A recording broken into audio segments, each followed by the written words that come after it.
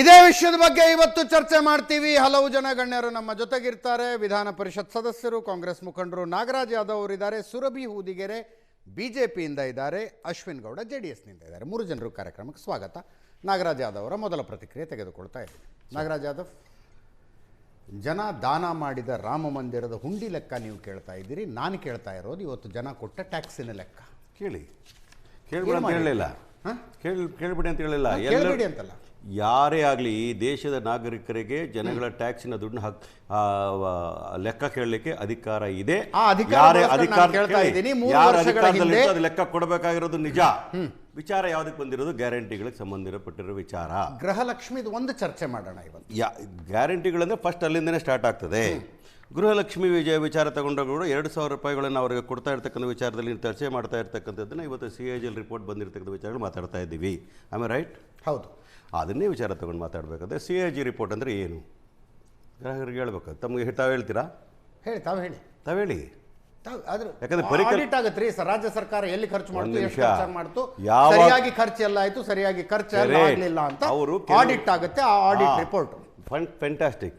ಯಾಕಂದರೆ ಜನಗಳಿಗೆ ಗೊತ್ತಾಗಬೇಕು ಅಂತಕ್ಕಂಥ CAG ರಿಪೋರ್ಟ್ ಅಂತಕ್ಕಂಥದ್ದು ಬಂದಾಗ ಒಂದು ರಾಜ್ಯ ಸರ್ಕಾರ ತನ್ನ ಬಜೆಟಲ್ಲಿ ಕೊಟ್ಟಿರ್ತ ಕಾರ್ಯಕ್ರಮಗಳನ್ನು ಮತ್ತು ತನ್ನ ಇನ್ಕಮ್ ಎಷ್ಟಿದೆ, ಅವರ ಖರ್ಚು ಎಷ್ಟಿದೆ, ಸಾಲ ಎಷ್ಟಿದೆ, ಅವರ ಲಿಮಿಟಲ್ಲಿದ್ದಾರಾ, FRBM ಲಿಮಿಟಲ್ಲಿ ಇದ್ದಾರಾ, GST ಲಿಮಿಟ್ಸ್ ಎಲ್ಲ ಇದ್ದಾರೆ, ಎಲ್ಲ ನೋಡಿಕೊಂಡು ರಿಪೋರ್ಟ್ ಮಾಡ್ತಾರೆ. ಒಂದು ನಿಮಿಷ ಬಗ್ಗೆ ಮಾತಾಡ್ತಿದ್ದೀರಿ ನಾಗರಾಜ್ ಯಾದವ್. ನಾನು ಕೇಳ್ತಾ ಇರೋದು ಅಲ್ಲಿಗೆ ಬರ್ತಾ ಇದ್ದೀನಿ.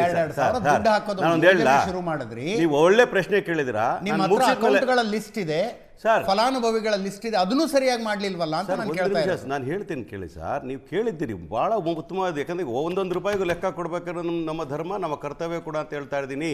ನುಂಚ್ಕೊಂಡು ಹೋಗತಕ್ಕಂಥಲ್ಲ.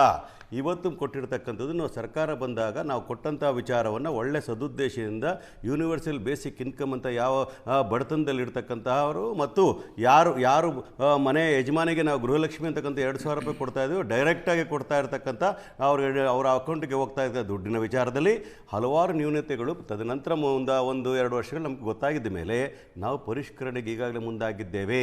ಯಾಕೆ ಅಂತಂದರೆ ಸತ್ತೋಗಿರೋ ಹೆಸರಲ್ಲೂ ಇರ್ಬೋದು, ಬೇರೆ ರಾಜ್ಯದಲ್ಲಿ ಇರ್ತಕ್ಕಂಥ ಯಾರೋ ಒಬ್ಬರ ಬ್ಯಾಂಕಿನ ಅಡ್ರೆಸ್ ಬೇರೆ ಕಡೆ ಕೊಟ್ಟಿರ್ತಕ್ಕಂಥ ಇರ್ಬೋದು, ಅಥವಾ ಮನೆ ಯಜಮಾನಿ ಅಲ್ದಿರ ಬೇರೆಯವ್ರ ಫೋನ್ ನಂಬರಲ್ಲಿ ಕೊಟ್ಟಿರ್ತಕ್ಕಂಥ ಇವೆಲ್ಲವನ್ನೂ ಕೂಡ ಪರಿಷ್ಕರಣೆ ಮಾಡ್ತಾ. ಅದೇ ಸದುದ್ದೇಶ ಇರತಕ್ಕಂಥದ್ದು ನೇರವಾಗಿ ನಾವು ಕೊಟ್ಟಿರ್ತಕ್ಕಂಥ ಮಹಿಳಾ ಸಬಲೀಕರಣಕ್ಕೋಸ್ಕರ ಕೊಟ್ಟಿರ್ತಕ್ಕಂಥ 2,000 ರೂಪಾಯಿಗಳಿರ್ಬೋದು, ಇನ್ನಿತರ ಯೋಜನೆಗಳು ಕೂಡ ಮನೆಯಲ್ಲಿರ್ತಕ್ಕಂತಹ ಒಂದು ಬಡತನದ ರೇಖೆದಲ್ಲಿರ್ತಕ್ಕಂಥ ಮತ್ತು ಬಡವರಾಗಿರ್ತಕ್ಕಂಥವರಿಗೆ ಒಂದು ಸ್ವಾಭಿಮಾನದ ಬದುಕು ಕಟ್ಕೊಳ್ಳಿಕ್ಕೆ ಹೇಳಿದಿರಿ ಇದೇ ಮಾತುಗಳನ್ನ. ಅದನ್ನೇ ಹೇಳಿರೋದು. CAG ರಿಪೋರ್ಟ್ ನಲ್ಲಿ ನಿಮ್ಮ ಈ ಯೋಜನೆಯ ಲೋಪದೋಷಗಳು ಬರ್ತಾ ಇದಾವೆ, ಅದರ ಬಗ್ಗೆ ಸ್ಪಷ್ಟೀಕರಣ ಗ್ಯಾರಂಟಿಗಳನ್ನ ಇಲ್ಲಿ ಯಾರೋ ಕೂತ್ಕೊಂಡು ಅಕೌಂಟ್ ನಂಬರ್ ಬರ್ಕೋ, ಒಂದ್ ಅಕೌಂಟ್ ನಂಬರ್ ಆಚೆ ಆಯ್ತು, ಒಂದ್ ಅಕೌಂಟ್ ನಂಬರ್ ಈಚೆ ಆಯ್ತು ಅಲ್ಲ. ಇದು ಎಲ್ಲವೂ ಕಂಪ್ಯೂಟರ್ ನಲ್ಲಿ ಹಾಕಿ ಒಂದು ಬಟನ್ ಒತ್ತುವ ಮೂಲಕ ಫಲಾನುಭವಿಗಳ ಅಕೌಂಟ್ಗೆ ಹೋಗುವಂಥದ್ದು, ಅದನ್ನು ಸರಿಯಾಗಿ ಮಾಡೋದಕ್ಕಾಗಿಲ್ವಲ್ಲ ಅಂತ ಕೇಳ್ತಾ ಇರೋದು. ಸರಿಯಾಗಿ ಮಾಡಿಲ್ಲ ಅಂತಲ್ಲ, ಸರಿಯಾದ ಕೆಲವು ಜನ ದುರುಪಯೋಗ ಪಡಿಸ್ಕೊಂಡಿರ್ತಕ್ಕಂಥದ್ದು ಮೇಲ್ನೋಟಕ್ಕೆ ಕಾಣ್ತಾ ಇರ್ತಕ್ಕಂಥ. ಮೇಲ್ನೋಟಕ್ಕೆ ಕಾಣೋದಕ್ಕೆ 3 ವರ್ಷ ಬೇಕಾಯ್ತಾ ನಿಮಗೆ? ಒಂದು ನಿಮಿಷ ಇಟ್ಕೊಳ್ಳಿ. 3 ವರ್ಷ.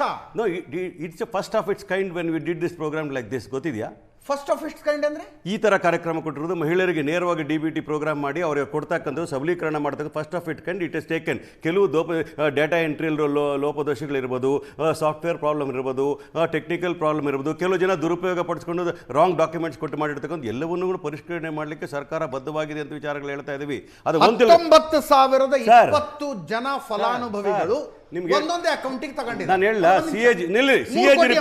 CAG report. ಒಂದು ನಿಮಿಷ ಸರ್, CAG ರಿಪೋರ್ಟ್ ಅಂತಕ್ಕಂಥ ಕೇವಲ ಕರ್ನಾಟಕ ರಾಜ್ಯದ ಗ್ಯಾರಂಟಿಗಳ ವಿಚಾರದಲ್ಲ, ಕೇಂದ್ರ ಸರ್ಕಾರದಲ್ಲಿ 2023-24 ಕೂಡ 15 ಲಕ್ಷ ಕೋಟಿಗಳು ಎಕ್ಸ್ಟ್ರಾ ಸಾಲ ಮಾಡಿದ್ದೀರಿ ಅಂತೇಳಿ ರಿಪೋರ್ಟ್ ಕೊಟ್ಟಾಗ ನೀವು ಮಾತಾಡಿದ್ರಾ? ನಾಗರಾಜ್ ಯಾದವ್ ಏನ್ ಕೇಳ್ತಾ ಇದ್ದೀರಿ ನೀವು? CAG ರಿಪೋರ್ಟ್ ಬಗ್ಗೆ ಹೇಳ್ತಾ ಇರ್ತೇವೆ. CAG ರಿಪೋರ್ಟ್ ಎಲ್ಲ ರಾಜ್ಯಕ್ಕೂ ಅನ್ವಯಿಸ್ತದೆ, ಎಲ್ಲ ಕಾರ್ಯಕ್ರಮಗಳು ಅನ್ವಯಿಸ್ತದೆ.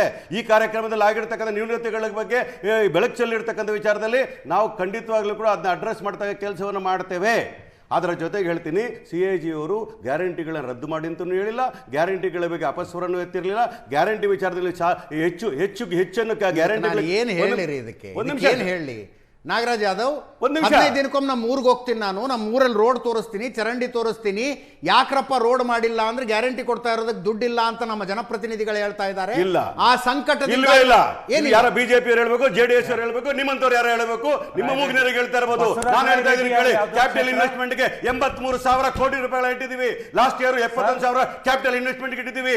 ಕೇವಲ 8,000 ರೂಪಾಯಿ ಕೋಟಿಗಳನ್ನ ರಸ್ತೆಗಳ ಅಭಿವೃದ್ಧಿಗೋಸ್ಕರ ಮುಖ್ಯಮಂತ್ರಿಗಳ ಸ್ಪೆಷಲ್ ಫಂಡ್ ಅಂತ ಇಟ್ಟಿದ್ದೀವಿ. ಮಾಡಿ ತೋರಿಸಿದ್ವಿ. ಬೇಕಾ ಅಂಕಿಅಂಶಗಳನ್ನು ಕೊಡ್ತೀವಿ. CAG also will accept that report ಅಂತ ಹೇಳ್ತೀವಿ. ಇದರಲ್ಲಿ ಕೆಲವು ದೋಷಗಳು ಇರ್ತಕ್ಕಂಥದ್ದನ್ನ ಎತ್ತಿ ತೋರಿಸಿರೋದನ್ನ ನಾನು ಸ್ವಾಗತ ಮಾಡ್ತೇನೆ. ರಿಪೇರಿ ಮಾಡ್ತಕ್ಕ ಕೆಲಸವನ್ನ ರಾಜ್ಯ ಸರ್ಕಾರ ಮಾಡ್ತದೆ ಅಂತ ಹೇಳ್ತಾ ಇದ್ದೀನಿ. ರಸ್ತೆಗಳ ದುಡ್ಡು ಇಲ್ಲ ಅಂತ ಹೇಳಿಕೆ ನಾವು ಬಿಜೆಪಿ ಸರ್ಕಾರನೂ ಅಲ್ಲ, JDS ಸರ್ಕಾರನೂ ಅಲ್ಲ, ಅಥವಾ ಕೇಂದ್ರ ಸರ್ಕಾರ NDA ಸರ್ಕಾರನೂ ಅಲ್ಲ. ನಾವು ಮಾಡಿ ತೋರಿಸಿದ್ದೇವೆ. ಹೇಳ್ತಾ ಇದ್ದೀನಿ ಕೇಳಿ. 4.4 ಒಂದು ನಿಮಿಷ ಸರ್, ನೀವು ಹೇಳಿದ್ರಿ ಬಹಳ ಇಂಪಾರ್ಟೆಂಟ್ ಪಾಯಿಂಟ್ ಹೇಳಿದ್ರಿ. ನಾನು ನಿಮ್ಗೆ ಕೇಳ್ತೀನಿ, ಯಾವ ಕಾಂಗ್ರೆಸ್ ಶಾಸಕರು ನನ್ನ ರಸ್ತೆಗೆ ದುಡ್ಡಿಲ್ಲ ಗ್ಯಾರಂಟಿ ಕೊಟ್ಟಿದೆ ಅಂತ ಹೇಳಿದ್ರೆ ಹಾಕಿ ನೋಡೋಣ. ಹೌದಾ? ಹೌದು ಹೌದು. ಕಾಂಗ್ರೆಸ್ ಶಾಸಕರ ಹೇಳಿಲ್ವಾ? 100% ಹೇಳ್ತೀನಿ ಕೇಳಿ. ಬಿಜೆಪಿ ಅವರು ದಳದವ್ರು ಹೇಳಿರ್ಬೇಕು. 19,020 ಗೃಹಲಕ್ಷ್ಮಿ ಫಲಾನುಭವಿಗಳಿಗೆ ಒಂದೇ ಅಕೌಂಟಿಗೆ ದುಡ್ಡು ಹೋಗ್ತಾ ಇತ್ತು. ಅಭಿವೃದ್ಧಿಗೆ ಅದರ ಅರ್ಥ ಕೋಟಿ ರೂಪಾಯಿ ಕೊಟ್ಟಿದ್ದೇವೆ. ಅದರ ಅರ್ಥ ಮಲ್ಟಿಪಲ್ ಜನ ಸೇರ್ಕೊಂಡು ಒಂದೊಂದೇ ಅಕೌಂಟ್ ಕೊಟ್ಟಿದ್ರು. ಆ ಒಂದೇ ಅಕೌಂಟಿಗೆ 19,020 ಜನರಿಗೆ ದುಡ್ಡು ಹೋಗ್ತಾ ಇದೆ.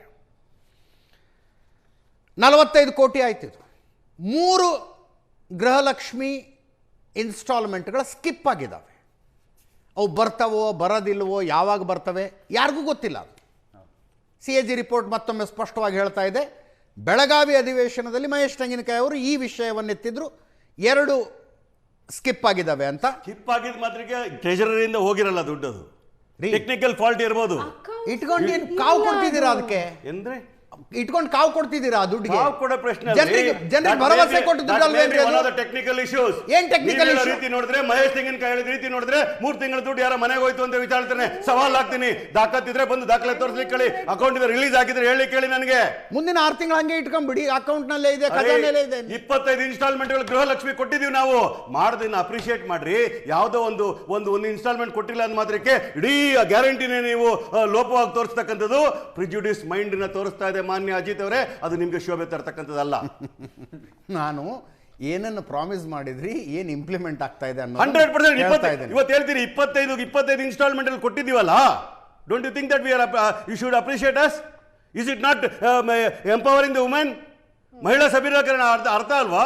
ಇವತ್ತು ಕೇಳಿ, ಒಂದೊತ್ತು ಊಟ ಇಲ್ದಿರೋ ಮಹಿಳೆಯರು ಇವತ್ತು 2 ಹೊತ್ತು ಊಟ ಮಾಡೋ ತರ ಮಾಡಿದ್ದೀವಿ. ಶಕ್ತಿ ಯೋಜನೆಯಿಂದಾಗಿ ಸ್ವಾವಲಂಬನ ಬದುಕಿನ ಕಟ್ಕೊಳ್ಳಿಕ್ಕೋಸ್ಕರ ಮಾಡಿದ್ವಿ. 750 ಕೋಟಿ ಪ್ರಯಾಣಗಳನ್ನ ಉಚಿತವಾಗಿ ಮಾಡಿದ್ದೀವಿ ನಾವು. ಮತ್ತೆ ಯಾಕೆ 4,30,000 ಮಹಿಳೆಯರ ಹೆಸರುಗಳನ್ನು ಕೈ ಬಿಡ್ತಾ ಇದ್ದೀರಿ? ಅದರಲ್ಲಿ ಯಾರಾದರೂ ಅದರಲ್ಲಿ ಲೋಪದೋಷಗಳು ಕಂಡು ಬಂದಲ್ಲಿ ಸತ್ತವರೆಲ್ಲ ತಗೊಂಡಿರ್ತಕ್ಕಂಥದ್ದು ನಮ್ಮ ಗಮನಕ್ಕೆ ಬಂದಾಗ we are repairing it. What is wrong with it? ನಾನು ಅದನ್ನೇ ಹೇಳೋದು ಸ್ವಾಮಿ. ಅವ್ರು ಯಾವಾಗ ಸತ್ರು ಅವಾಗ ನಿಲ್ಲಿಸಬೇಕಾಗಿತ್ತು. ಯಾರು ಅರ್ಹರಿದಾರ ಅವ್ರಿಗೆ ಕೊಡಬೇಕು. ಹೌದ್ರಿ, ಅವ್ರು ಸತ್ತಾಗ ನಮ್ಗೆ ಅದು ಇನ್ಫಾರ್ಮೇಶನ್ ಬರಬೇಕಲ್ಲ. ಜನನೂ ಅಷ್ಟೊಂದು ಪ್ರಾಮಾಣಿಕವಾಗಿ ಕೊಡಬೇಕಲ್ಲ.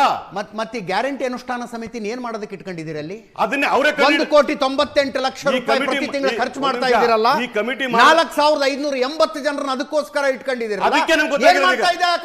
ಅದಕ್ಕೆ ಗೊತ್ತಾಗ ಕಮಿಟಿ ಮಾಡ್ತಾ ಇರೋದೇನು ನಾಗರಾಜ್ ಯಾದವ್? ತೆರಿಗೆದಾರರ ದುಡ್ಡಿನಲ್ಲಿ 2 ಕೋಟಿ ಹತ್ತತ್ರ ಅದಕ್ಕೆ ಖರ್ಚು ಮಾಡ್ತಾ ಇದ್ದೀರಿ. ಒಂದ್ ನಿಮಿಷ, ಆ ಕಮಿಟಿಗಳು ರಚನೆ ಮಾಡಿದ್ಮೇಲೆ ಇವೆಲ್ಲ ಗೊತ್ತಾಗಿರುತ್ತೆ.